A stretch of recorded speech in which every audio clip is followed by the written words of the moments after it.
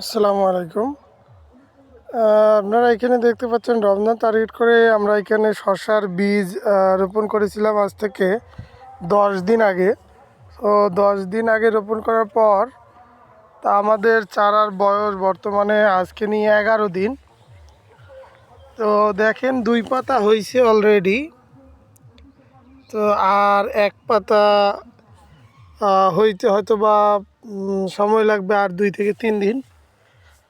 তো এটা আসলে এইরকম হওয়ার কারণ এইটা আমরা যখন বীজটা রোপণ করি তার ঠিক পরদিন থেকেই শৈত্যপ্রবাহ নামা শুরু হয়। তো এই কারণে আমাদের এগুলো যেগুলো বীজ ছিল সেগুলো জ্বালাইতে একটু সময় নেয়। তো সময় যদিও বা নিয়েছে, তারপরেও আলহামদুলিল্লাহ এখন অবস্থা আলহামদুলিল্লাহ ভালো। তবে এর মধ্যে 2-1টা সমস্যা আমরা দেখতে পাচ্ছি, সেটা হচ্ছে এই যে দেখেন এই শসার গাছটা, এই যে এটার গোড়া পচে গেছে। হ্যাঁ, এই যে এটার গোড়া পচে গেছে।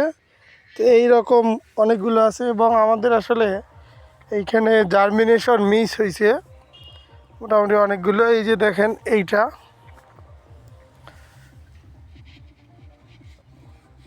এই যে এটাও আমি একটু ভালোভাবে দেখাই। দেখেন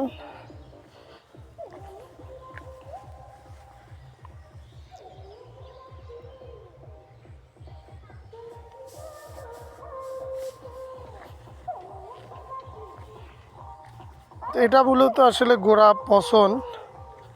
তো এটা আসলে আমরা গতকালে মিস্টার টপ দিয়েছি, তো আশা করি এটা ইনশাল্লাহ হয়তো আর থাকবে না।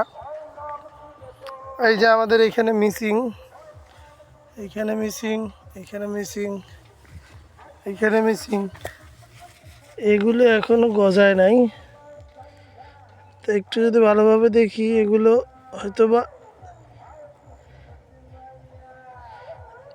2-1 দিনের ভিতর গজাবে ইনশাল্লাহ।